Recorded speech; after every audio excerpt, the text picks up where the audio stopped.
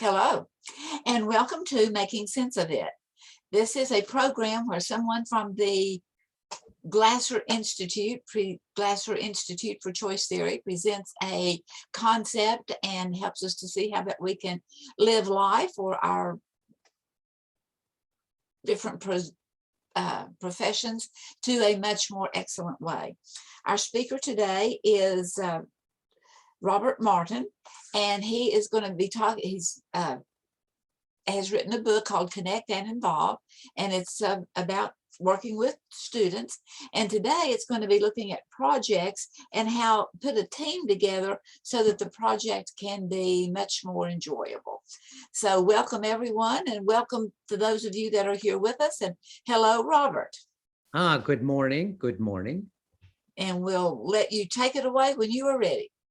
Okay, thanks. Well, I'm Robert Martin, and this is the 11th in our series on the whole idea of connecting with students and involving them in learning.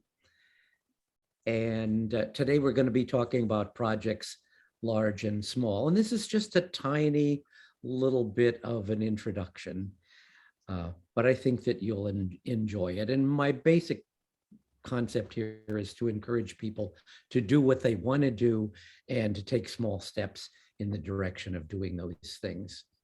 So I think we all become teachers because of positive experiences that we've had in school.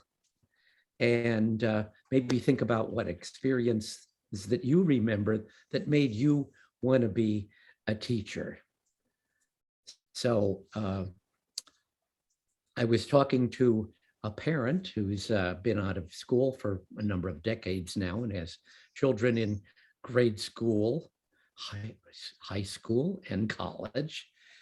She was the winner of a competitive college scholarship, a master's degree from Notre Dame, and really a pretty good scholar. So I asked her, well, what do you remember in school? And I was expecting some profound idea, but what she said was making popcorn strings. It's what she did, and she remembered that. And it met her needs for belonging and fun and power and freedom. So projects can be very simple or they can be very complex, but it involves kids in doing stuff, whether they're in grade school or high school. And I think this was a grade school project. For me, my big project was in high school when I got a chance to be part of the band, and rehearsing and performing in band for 3 years was a significant part of what my high school experience was. So positive experiences in school tend to be projects, and every student product or performance is a project. And one of our themes in the past has been the idea is that when you evaluate, you can evaluate any product or performance to see how students are doing in their learning. Doesn't just have to be an exam. So why projects? Well, it's an opportunity to involve students in deep learning, but it's also an opportunity to do the things you've always wanted to do, but thought there was no time for, or that you just had a lot of pressure from administrators. We've got to focus on content, we have to focus on curriculum, and so on. Well, there is an answer for that, and we'll get to that in a minute. Students learn what they do, not what the teacher does. So the more students are involved in doing things, the more they're likely to learn. Let me give you a couple examples. One of my favorites is I was visiting a school. I actually have visited this school several times, and everyone in this school, grade school and high school, this is in New Franklin, Missouri, is involved in technology. And this particular group of third graders were making PowerPoints. They each had their own, excuse me, their own computer. And this third grader was involved in making a PowerPoint. And I'm somebody who uses a lot of PowerPoints. And he was doing something I didn't know how to do. And I said, well, how do you do this? And he just showed me, and was obviously took great joy and pains to show me exactly how he did it. So here I'm an experienced PowerPoint learner, user, and I'm learning how to do something new from a third grader. So sometimes we underestimate what students are able to do at all levels. Here's some examples, and these are things that maybe I've certainly seen, just a few stories, students producing books, works of art, studying a corner of the school grounds in science, writing and performing a short play or skit, doing a garden as part of a school project. Whatever it is, projects that are worth doing are, for you, what resonates with you. And then take a small step in that direction of what that project might be. If you wait until you're ready, you'll never do anything. This is from a friend of mine his name actually is Bruce Hare. And this was a major change in my life when he said this, because I was expressing some reservations. Well, I'm not really ready to do this. And this is what he had said. So let's talk a little bit about planning projects. The thing about a well-planned project is that it's going to be a motivation for students to learn and make an effort. But it's also going to allow them to practice the big ideas and key skills that they need to achieve what's in the curriculum and what they need to do well on high stakes testing. So projects can be a class period or part of a class period, several class periods, or a whole semester. The big thing that you want to do is that you're linking any product or performance that you're doing with the students to the big ideas and key skills that those students need to do the higher order thinking that they need when they do high stakes testing. High stakes testing, you need to know a lot more than what's on the test. You need to know a lot more than facts. You need to be able to think and comprehend.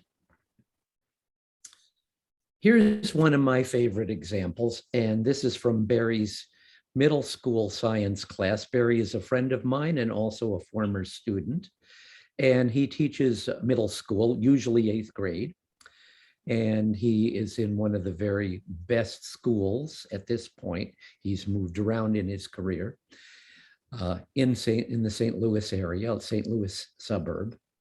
And what he does is he shares the objectives for each unit with the class. Here's what we're supposed to learn. Here's what the curriculum says we need to learn by the end of this. And then he talks about, okay, well, so what do you want to do to learn this? And one of the things that he often has them do is that they will create a magazine for the class that incorporates everything that they need to know for that unit, that covers everything in the curriculum. So it really involves them in doing a lot of things a teacher does. And we know that anytime students do what teachers do, that's where the real learning comes in. So they discuss the magazine and what they need to learn, and then they split into groups, and the groups take different chunks of what needs to be learned, and then individual students get to choose something that they're most interested in, and then they start to work and they figure out how to do this. And then they're also involved in not just in doing the magazine, but also in teaching every other member of the class what's in the magazine, because they're all going to be taking a test on this and they're all going to be doing well. Now, sometimes it happens that he has had student administrators get on him a little bit and say, well, now, we need to take these tests at the end of the year. These students need to do well. And he always tells them, I know, but you can relax, rest assured, these students will do as well or better than than the students in the rest of the district, because this is a big district. So there are a lot of 8th graders. And there are a number of different middle schools, and they're going to do just as well. And they always do. So the point is that they are doing the curriculum. They are doing what they need to do well on high stakes testing, and they're also doing projects. So it can all fit together. He's also using teams. Now, you can use teams for individual projects, or you can do them for group projects. If you're doing them for individual projects where everybody's doing their own thing, teams can still be used for developing and critiquing and sharing the ideas. And that's a really good way for students to think through their project so that they're doing quality work. We're always trying to get them to do quality work where they're making an effort and they are making a judgment as to, oh, this isn't quality yet. What can I do to make this better? So planning takes a little bit of time, but it gives you control, not over the students, but over how the activities run. And this is what makes the whole thing work. And it's easier than it looks, even though what I'm going to show you may look a little bit complicated. And the thing is, once you've made plans, you can reuse them. So I'm going to give you 6 tasks that you can do. And what I suggest is having a page for each task and then starting the tasks in any order. You write down the tasks. The idea is they come to you and you finish in order. When I do one of these, it's like, I never know what I'm going to think of. I just kind of do this over a period of weeks or more. And I just kind of let the ideas come to me. When I get an idea, it's like, well, where does this go in these tasks that I need to do? And by the end of the time, I've put everything together. And then once I've done these a couple times, it's like, I just revise. So the first task is creating a scoring guide.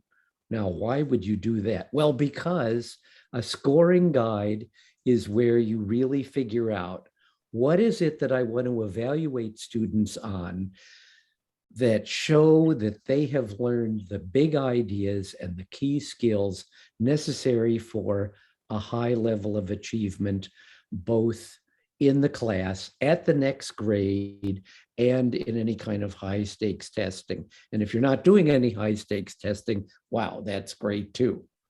So what are the big ideas you want students to focus on? What are the key skills that they need to improve?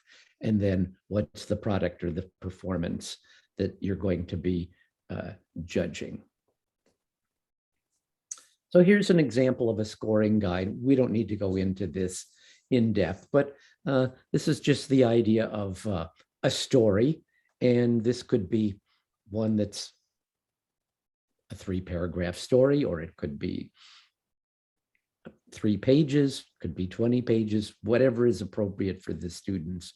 But you're going to decide what it is that they need to be learning. In this case, it's things like the story has a beginning, a middle, and an end, and it uses imagery, concrete detail, uses complete sentences, punctuation, spelling, all of these kind of things. And then, do they meet the criteria or do they need work? And then you always want to give students a chance to improve. You're going to do these over a series of class periods. Then you need to write an assignment prompt that states exactly what the students need to do. And even if you do this verbally, I suggest that you write it on and it's just a sentence or two. I suggest you write it on the board, write it on a piece of paper. whatever you do, that it's in writing so that students can refer to it and you can refer to it. The third thing is that you're going to make a project plan. And the key idea is that you're going to divide the project into a series of activities.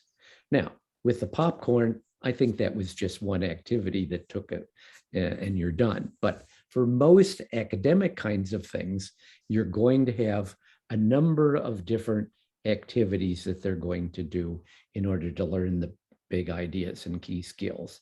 And this is going to be a summative activity in some cases. So they've already maybe gone through what the big ideas and key skills are. So for each activity, you're going to figure out what's the time that's allotted for each one. So here's an example of that. We have 10 minutes for an individual activity, 10 minutes for a team of 2, 5 minutes for a whole class activity. This is just an example. Maybe they're all individual activities. Maybe they're all at team activities. That's totally up to you.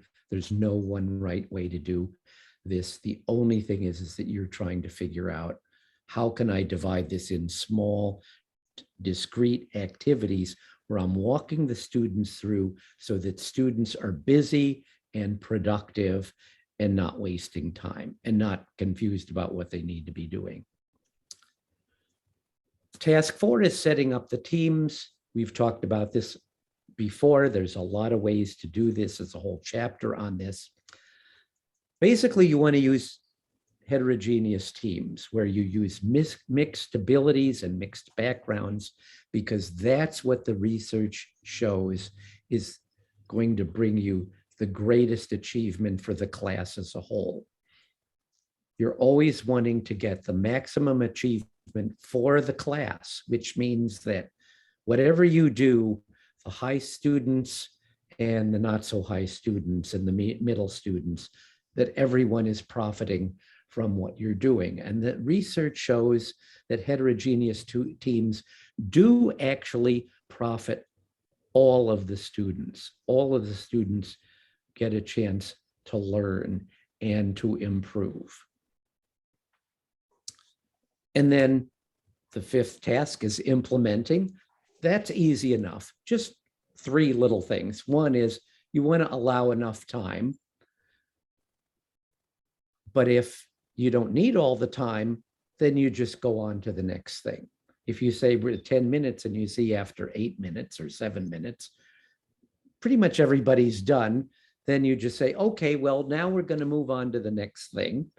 And they're not keeping track of time. You're keeping track of it, and you just move on. And then again, you want to make sure that you're having the students work in stages, and you've planned that out, and you take as much time as you need. You don't want to stop students if they're in the middle and you run out of the 10 minutes. Hey, if it's still productive, let it go an extra 5 minutes. You can always go to the next class period. But if you run short, you actually have time left over, then you always want to have a plan B if everyone finishes early. Then task 6, which is probably one of the most important, which is revising, because whenever you do these things, they're never going to be perfect. And there are always ideas that you come up with. Oh, I could have done this a little bit different. And so my suggestion is take the easy way out. Make your comments of something to change directly onto your scoring guide or your assignment prompt or your plan. And that could also be, those are the 3 things that are written down. And you can also put down any changes you want to make in team composition or implementation. So the point is, make it easy for yourself. We're always going for easy, small changes. We're not trying to be perfect. We're trying to get experience. But if you do this and you do the revising, after a couple years, you have a whole set of plans worked up and you've really begun to perfect them. So a little bit of a summary here. First of all, you're doing this to meet your own need for creativity and for fun. One of my teachers, when I came back to visit him, and he said, well, how are you doing? And I said, I'm surviving. And he said, no, that's not good. You need to do things so you're thriving. So that's the whole idea, is for us as teachers to thrive, that we're really enjoying ourselves. When I talked about Barry, he would say, and I think this is actually in the book, at least I hope it is, when I get up in the morning, I can't wait to go to school to do the things that I've planned to do. And then the second thing is you're meeting the students' needs to master the big ideas and the key skills, and you're involving them in the problem solving that gets them involved in higher order thinking. And you're involving them in doing stuff, which is also meeting their basic needs. So this is a picture of the chocolate hills on the right here. Well, they're much bigger than they are in the picture, but I like this picture because the idea is, for me, is like, these are not mountains. These are hills you can climb up. You want to start simple and easy and then stretch, but not too much. And you want to borrow from others, whether it's from other teachers or the internet or things that you did when you were a student. It doesn't matter. Then modify them to fit your situation. So you gain, I recommend short projects because that's where you gain experience through short projects. And you expect that things won't go perfectly, and then revise and repeat. Be reasonable with yourself, as one of my colleagues said. And he was a very hard worker, but he was saying, you got to be reasonable with yourself. Have reasonable expectations for yourself and for your students. And keep in mind, until students have enough practice, the projects may be less productive than you would like, but that's okay. It's all about practice, practice, practice, both for the students and for you. Here's a picture of flat pack furniture, which I put on here because I've done dozens of flat pack furniture projects. So it's something that I've gotten a lot of practice. Each project has benefited from previous projects, but once I do a new project, it's never perfect. So as Rudolf Treikers, one of the real influencers in my life, along with William Glasser, said, have the courage to be imperfect. You're hitting the target. You don't always have to be in the bullseye. It's okay. So we want to enjoy the journey. And that's so important, because if you're enjoying this journey, the students will be too. And this applies to adults. When I worked with adults at Purdue University, I was sent out to work with first-line supervisors who were not college graduates. And my supervisor said, give them a burst of information and then give them something to do. A burst of information for 10 minutes and then get them doing something. And that's what we did. We did lots of role plays, and so they were performances, which was also a kind of a project. So these things apply to kids, adolescents, and adults. And then finally, have fun with what you're doing, and your students, regardless of what group they are, will also do this. So, and then finally, if you're interested in some of the material, you can request a copy of the first chapter, which is a rundown of everything. And you can write me at rmartin@truman.edu. And it's available from Amazon or from the publishers. So thank you very much. All right. Thank you very much. That was very interesting. And the fact that the students learn what they do more so than what the teacher does. Absolutely. And it applies to kids, kindergartners, and adults, and everybody in between. Right. And so Barry, one of your mentors, had talked about things being on 3 levels. The project and projecting what I was going to be involved, and then making that magazine where the students begin to gather information, and then that they teach one another what they've learned. Absolutely. And Barry was one of my students. And interestingly enough, we talked about a lot of these things. And he said, you know, I didn't accept a single thing you said in your class. But then after a number of years, he came around, and not just from me, but also from what he'd learned from in science education from a friend of mine who's a science educator. So he really came around to this approach. And I think I heard you say 2 or 3 times in there that the effective teaching really improves test scores, no matter what it may look like. If there's really effective teaching there, the kids are learning because they're learning on their own. If they're working on the big ideas and the key skills that are necessary for achievement, then they're going to test well. Yes. Right.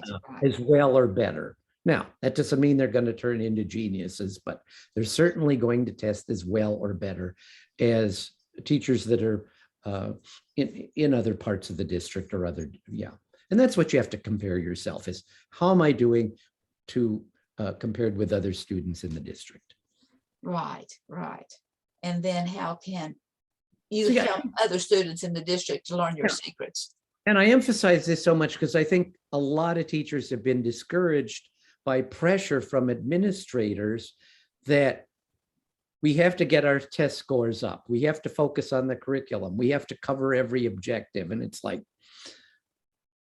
we're going to do this. We're going to do this, but we're going to do it by emphasizing every curriculum has big ideas and key skills. And that's what learning is all about. And that's what testing is all about. It's not learning 1,000 facts you need to take this test.